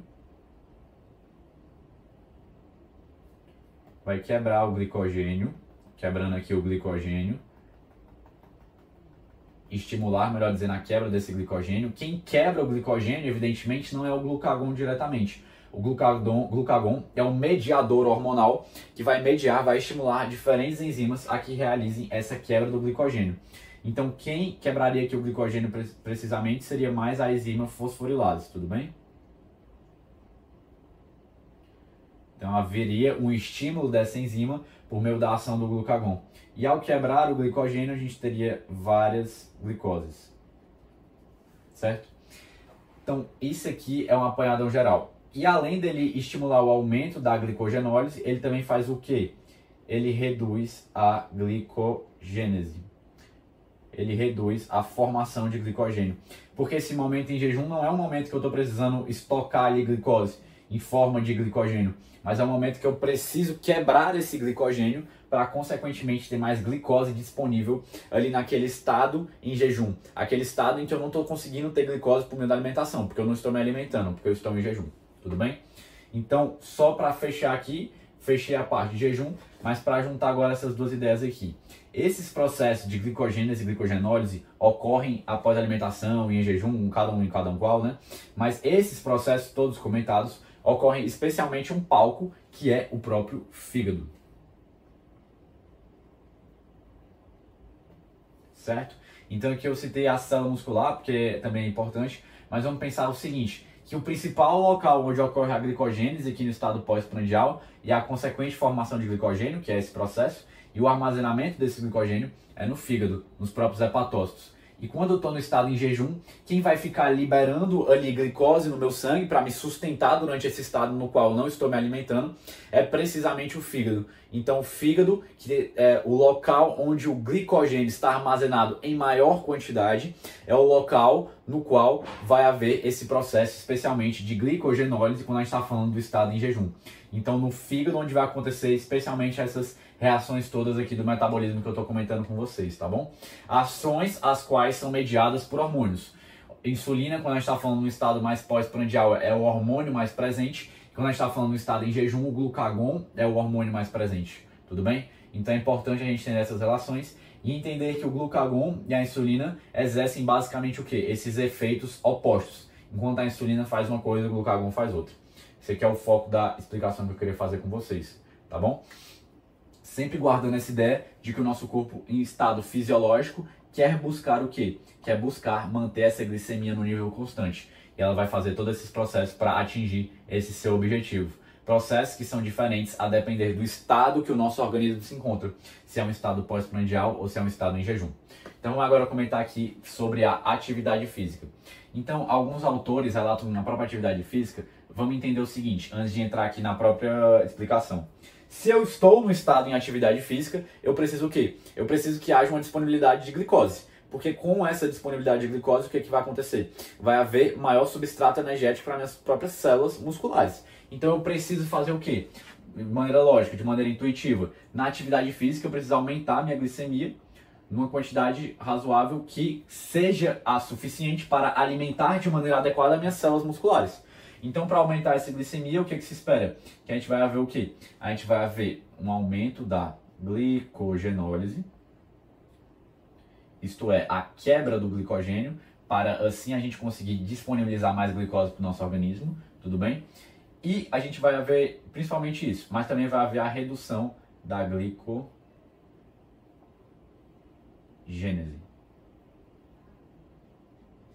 Certo? Porque eu não estou precisando formar glicogênio aqui agora durante a atividade física. Então esses são os dois processos essenciais.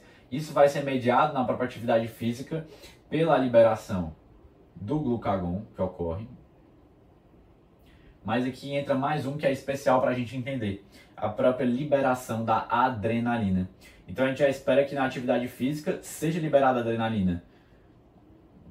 Haja um maior estímulo no meu sistema nervoso simpático, consequentemente libere-se mais adrenalina. E essa adrenalina também pode agir ali, aumentando a secreção de glucagon por ela própria. Então esse aqui é um dos mecanismos citados para a gente conseguir aumentar a glicemia quando a gente está falando de atividade física. E sabe-se também que, saindo um pouco da atividade física, também pode englobar ela, mas também em condições que, só para deixar aqui citado também, o próprio cortisol, ele pode ser capaz de fazer o quê? O cortisol pode fazer os aminoácidos tornarem-se mais disponíveis, causando um certo catabolismo muscular. Isso saindo um pouquinho da atividade física, entrando em outros contextos, mas isso geralmente quando a pessoa fica em um estado ali sem se alimentar durante muitos dias, um estado hipoglicêmico de muitos dias. O que vai acontecer? Cortisol acaba sendo liberado e essa liberação de cortisol torna aminoácidos mais disponíveis. E lembremos que os aminoácidos, ao chegarem no fígado, podem lá no fígado passarem por um processamento, por um processo chamado de gliconeogênese.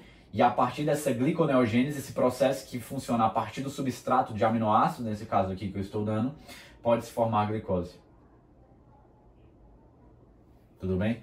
Então, isso aqui é o principalzão que eu também queria não deixar de citar do cortisol para vocês, tá certo?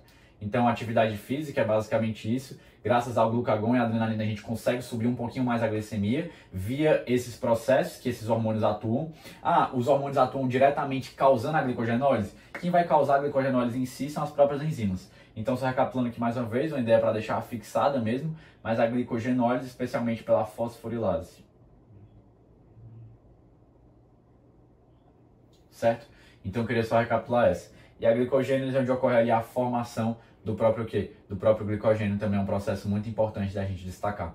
Então esse aqui é o principal, um apanhadão geral que eu queria só recapitular, revisar com vocês sobre o metabolismo dos carboidratos ao longo do dia, considerando ao longo do dia especialmente esses três momentos, esses três períodos do dia.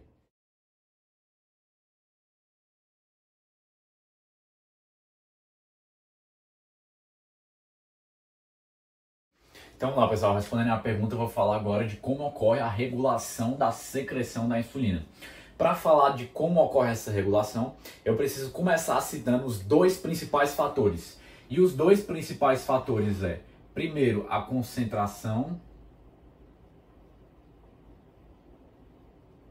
da glicose no sangue. Já foi citado, mas estou recapitulando tudo isso, tá bom? Que seria justamente a glicemia, tá? A quantidade de glicose, a quantidade de açúcar que a gente encontra ali no sangue. E o segundo, as próprias incretinas. Incretinas, as quais são especialmente GLP-1 e GIP. Essas são liberadas ali no trato gastrointestinal pelas células localizadas ali no jejum e ilho. Tudo bem? Então, a gente tem esses dois principais fatores que regulam a secreção da insulina para mais. Então, quando a gente tem o quê? Quando a gente tem um aumento da glicemia, ou quando a gente tem um aumento da liberação ali pelo nosso trato gastrointestinal das incretinas GLP-1 e GIP, a gente vai ter um aumento da insulina. Citando aqui agora alguns outros fatores que também proporcionam um aumento da liberação de insulina, a gente pode citar o quê? A gente pode citar o próprio sistema nervoso autônomo parasimpático,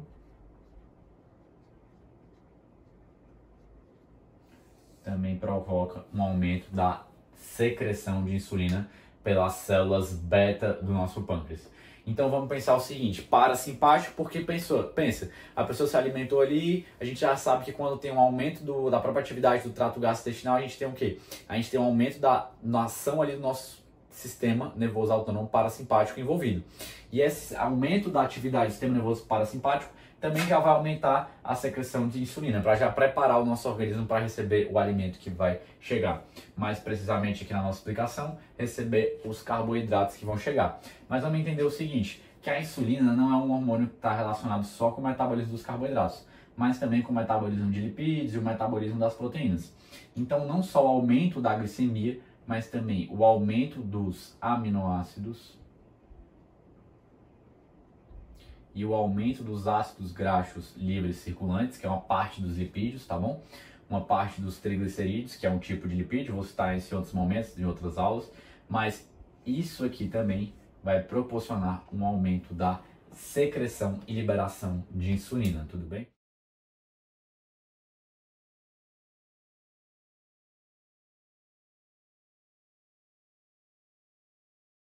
Vamos lá, pessoal. Agora eu vou comentar um pouquinho da ação da insulina e como a ação da insulina é diferente a depender do tecido que a gente está falando.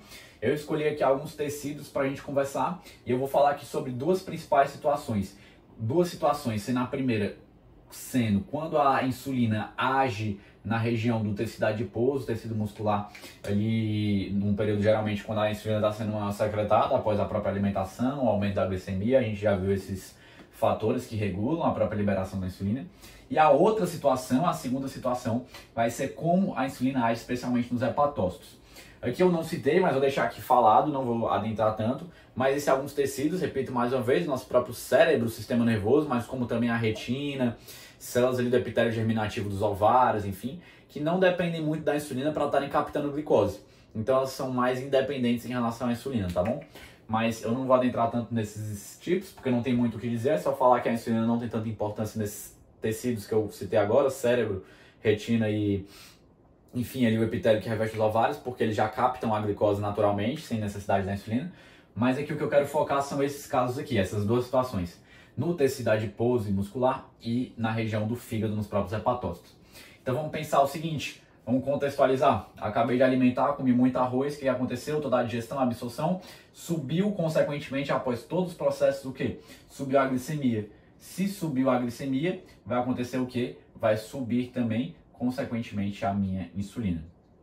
E essa insulina vai agir, vamos começar comentando justamente aqui na região dos próprios hepatócitos. Então a insulina vai agir lá nos hepatócitos, promovendo o quê? Vamos entender aqui juntos. Então eu vou pintar aqui a insulina de vermelho e vamos entender que vem aqui a insulina e se liga no seu receptor.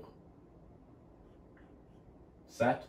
Após essa ligação da insulina com o receptor presente nos próprios hepatócitos, vai se dar início aqui várias reações intracelulares, uma cascata de sinalização, e isso vai culminar, vai finalizar, vai chegar aonde? Isso vai chegar num aumento da atividade de uma enzima, que é a glicoquinase.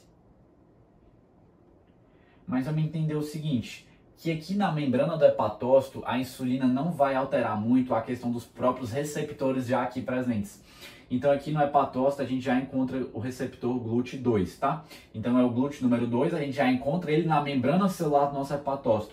Só que acontece o seguinte, a insulina não vai alterar muito essa questão do receptor, mas ela vai alterar sim esse aumento da atividade da glicoquinase.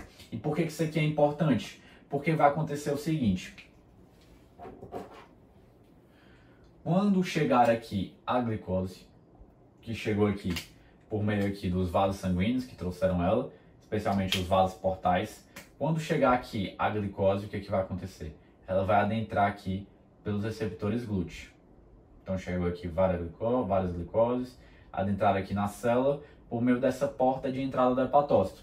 Porta de entrada do hepatócito seria qual? O próprio GLUT2. Quando essa glicose chegar aqui dentro, o que, que vai acontecer? Graças a essa enzima que teve a sua atividade aumentada por meio do estímulo da insulina no hepatócito, o que, que vai acontecer? A glicose, por meio da ação dessa enzima glicoquinase,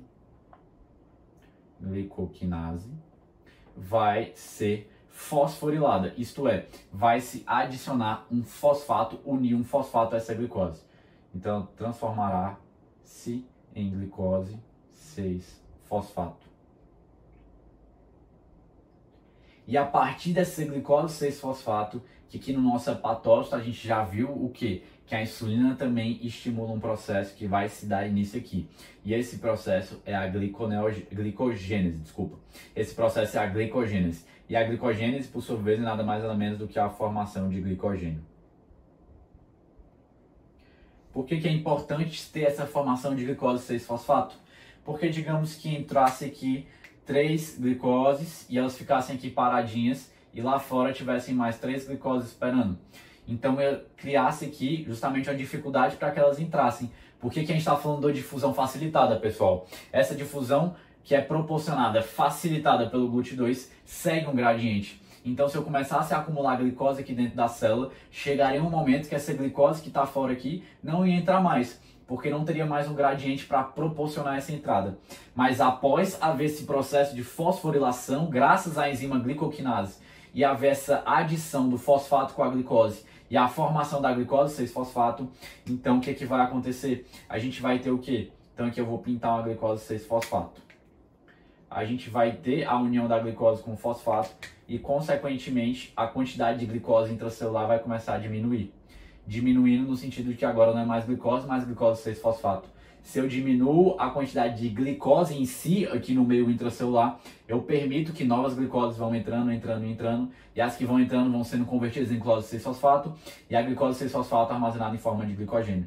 Isso vai permitir que haja uma baixa concentração de glicose aqui dentro, mas haverá uma concentração elevada de glicose 6-fosfato e glicogênio. Isso permite que esse movimento da glicose entrando por meio da porta de entrada, que é o GLUT2, continue acontecendo, tudo bem? Então esse aqui é o principal efeito da insulina a nível de hepatócito. Então promover o quê? Promover o aumento da glicoquinase e a consequente maior formação de glicose 6-fosfato, beleza? E depois, consequentemente, é formado mais glicogênio. Por isso que a gente fala que a insulina aumenta a glicogênese, certo? Agora vamos sair aqui um pouquinho da hepatócito e vamos entrar aqui em outra circunstância. A situação do tecido adiposo ou do tecido muscular, especialmente quando a gente está falando no estado ali em repouso, ou seja, não está tendo atividade muscular intensa, e também um estado em repouso no qual vem logo em seguida uma alimentação. Então seguimos aquele exemplo que aumentou a glicemia, eu me alimentei, aumentou a glicemia, consequentemente aumentou o quê? Aumentou a liberação de insulina. Essa insulina, uma hora ou outra, vai chegar aqui e se ligar nos receptores que a gente encontra tanto no tecido adiposo como no tecido muscular. É o que eu estou considerando, repito mais uma vez, uma situação em que o tecido adiposo, o tecido muscular, está ali em repouso, ou seja, não está tendo atividade física, a liberação de outros fatores envolvidos. A pessoa está em repouso. Após haver essa ligação de insulina, vai ter toda a cascata intracelular e, consequentemente, vai haver o quê? Vai haver um efeito intracelular que vai ser o quê? Dentro aqui da célula do tecido adiposo e do tecido muscular, a gente encontra vesículas. Dentro dessas vesículas, a gente encontra o GLUT4. Pela ação da insulina aqui dentro dessas células do tecido adiposo, tecido muscular, vai haver um estímulo para que essas vesículas levem o GLUT4 aqui para a membrana celular. Então aqui esses GLUT4 vão passar a fazer parte da membrana celular após haver esse estímulo da insulina. Então aqui, ó, a gente está falando o quê? Do GLUT4. Certo? Esse GLUT4 que chegou aqui na membrana celular, agora que eu tenho o transportador na membrana celular, eu permito que esses tecidos captem uma maior quantidade de glicose. Então agora eu permiti que esses tecidos captem uma maior quantidade de glicose. Glicose a qual chegou por meio dos vasos sanguíneos aqui, que irrigam propriamente o nosso tecido adiposo, o nosso tecido muscular. E especialmente no tecido muscular, a gente pode ter o quê? Não vou focar tanto no tecido adiposo, posso citar em outras aulas, outros momentos, mas vamos focar aqui no tecido muscular. Então, digamos que esse tecido muscular, no qual, após a ação da insulina, eu aumentei a expressão na membrana celular do GLUT4, ou seja, eu permiti uma porta de passagem para a glicose que chegou ali pelo tecido muscular, essa glicose vai entrar. E aqui também ela vai sofrer o processo de transformação em glicose 6-fosfato. Aqui por uma enzima que é chamada de exoquinase, porque glicoquinase é o nome que a gente dá especialmente no fígado, tá bom? Nos hepatócitos. Mas basicamente a exoquinase, que é a enzima que vai transformar essa glicose que entra em glicose 6-fosfato, vai fazer basicamente a mesma coisa que a glicoquinase, que é adicionar um fosfato aonde? Adicionar um fosfato na glicose, tudo bem? Então após todo esse processo, a gente vai ter o quê? Quando a gente tiver esse substrato, a gente vai permitir finalmente que a glicose 6-fosfato sofra aqui um processo de glicólise, caso o nosso tecido muscular esteja precisando de energia. Mas caso ele não esteja precisando, essa glicose 6-fosfato também pode seguir numa via e levar o quê? Levar a formação de glicogênio aqui também dentro do nosso tecido muscular, tá certo? Então ali dentro do tecido muscular a gente também pode ter a formação de glicogênio. Então basicamente isso que eu queria conversar com vocês sobre especialmente o efeito da insulina em diferentes situações, especialmente dois tipos de situações. Quando a gente está falando da situação que envolve o hepatócito, quando a gente está falando da situação que envolve o tecido adiposo / tecido muscular. Beleza?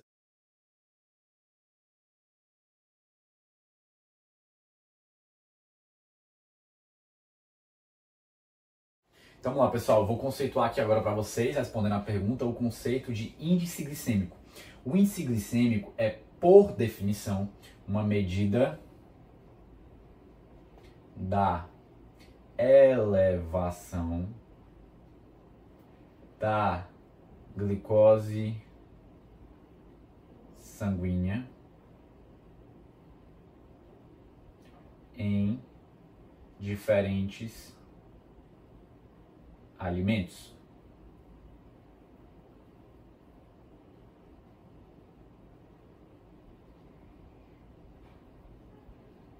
Então vamos entender aqui agora um pouquinho esse conceito de maneira um pouco mais prática. Qual é o alimento que tem o maior índice glicêmico possível? O alimento que tem o maior índice glicêmico é a própria glicose pura. Porque se eu me alimento de glicose pura, essa glicose não precisa passar ali por nenhum processo de digestão. Então a sua absorção é praticamente instantânea quando ela entrar ali em contato com o epitélio dos enterócitos ali, tá bom? Quando ele entrar em contato com os enterócitos. Então essa glicose pura é imediatamente absorvida. Consequentemente, isso vai causar um aumento muito abrupto, muito grande, muito rápido, um aumento abrupto e rápido da minha glicemia. Agora, se eu pego um alimento com um baixo índice glicêmico, o que vai acontecer? Digamos que eu pegue aqui um arroz integral, para exemplificar.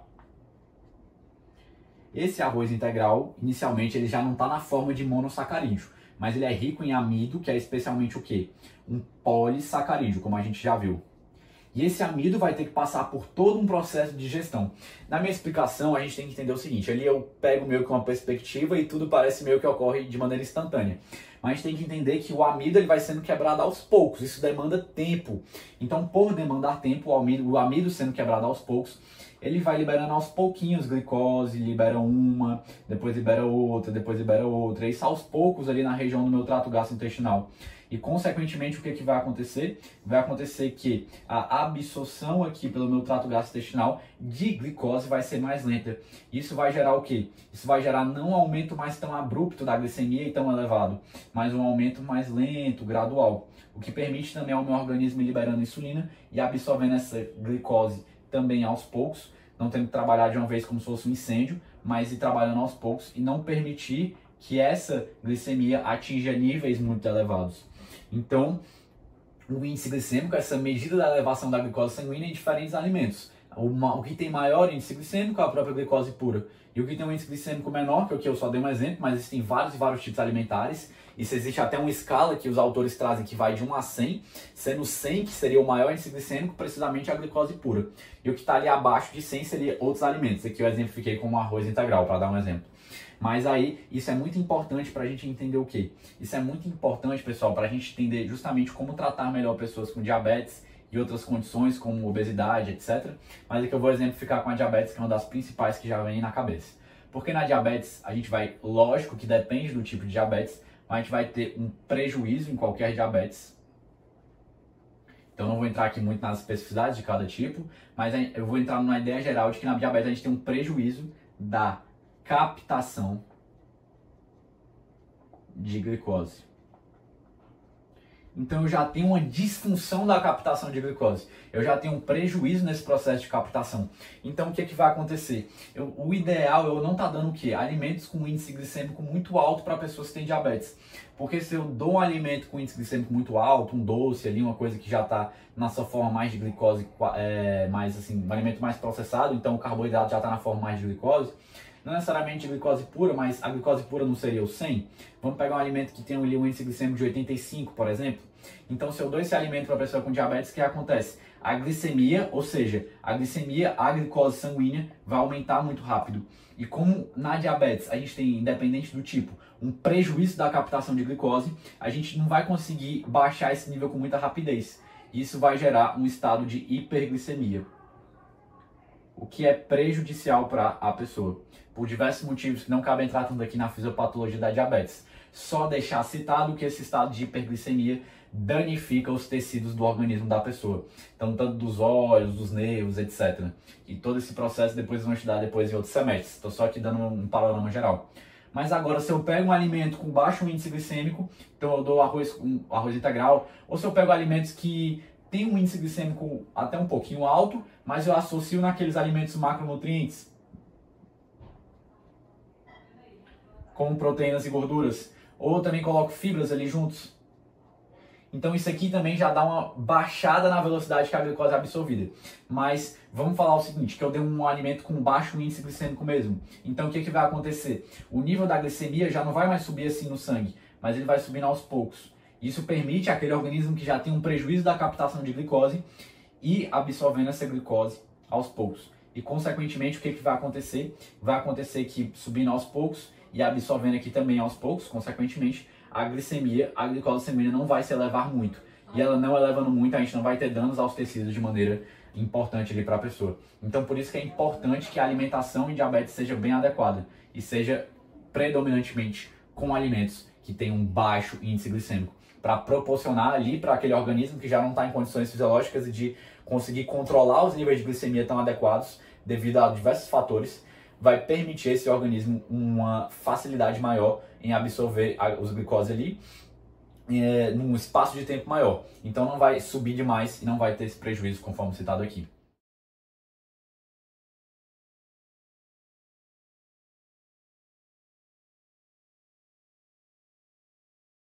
Então vamos lá, pessoal, respondendo a pergunta, eu vou conversar agora com vocês de 3 conceitos muito importantes para a gente entender aqui.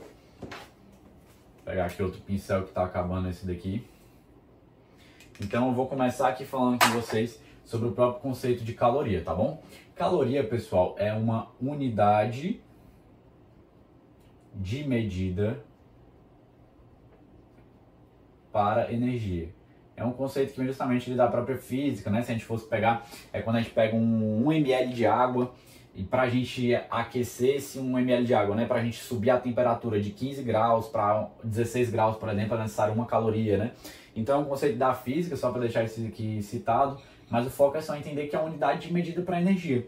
E é uma unidade utilizada muito, não só no contexto dos carboidratos, mas no contexto dos alimentos em geral, para a gente entender o quê? Para a gente entender quanto de energia tem em cada alimento, se a gente fosse pensar assim, tá bom? Então, geralmente, até no próprio contexto alimentar, a gente não usa caloria, mas usa em si a própria quilocaloria, que corresponde 1 quilocaloria a 1000 calorias. Porque aqui, quando a gente está falando no contexto alimentar, a gente está falando de uma quantidade muito grande de energia.